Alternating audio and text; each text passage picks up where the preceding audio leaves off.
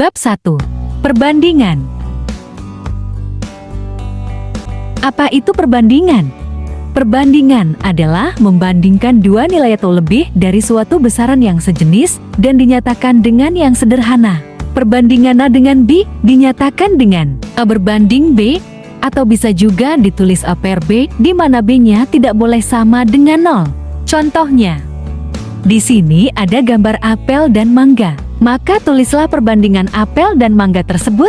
Karena apel merupakan gambar pertama, maka kita tulis yaitu 7 berbanding 6.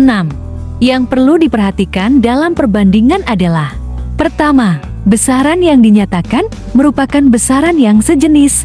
Contohnya, kita tidak bisa membandingkan tinggi badan cm atau meter dengan berat badan gram atau kg. Kedua, ketika melakukan perbandingan, maka bagi keduanya harus dalam bentuk yang paling sederhana. Misal Fania mempunyai 6 bungkus permen dan Marwa punya 12 bungkus permen. Maka kalau kita bilang perbandingannya 6 berbanding 12 masih kurang tepat, karena perbandingan paling sederhana adalah 1 berbanding 2.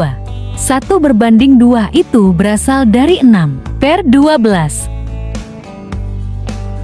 Maka dua angka tersebut kita akan membaginya dengan angka 6.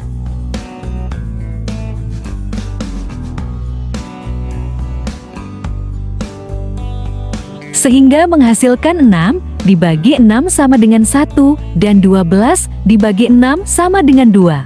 Contoh 2. Di sini ada seorang anak dan ayahnya yang memiliki tinggi 60 dan 160.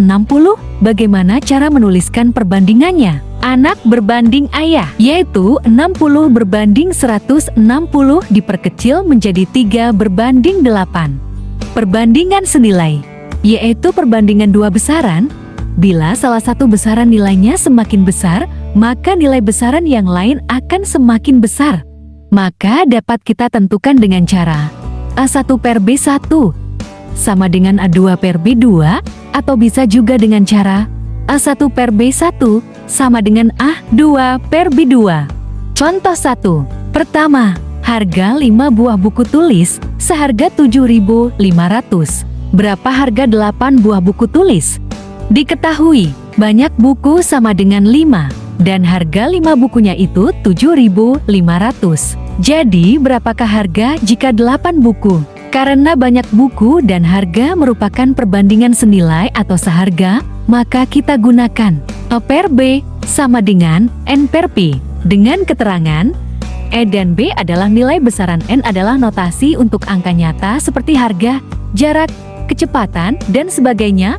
P adalah perhitungan perbandingan. Sekarang kita gunakan rumusnya dengan cara perkalian silang antara pembilang dan penyebut. A-nya 5 dan B-nya 8 sama dengan 7.500 per P, di mana P-nya ini harga yang dicari. Kita kali silangkan menjadi A dikali P sama dengan N dikali dengan B.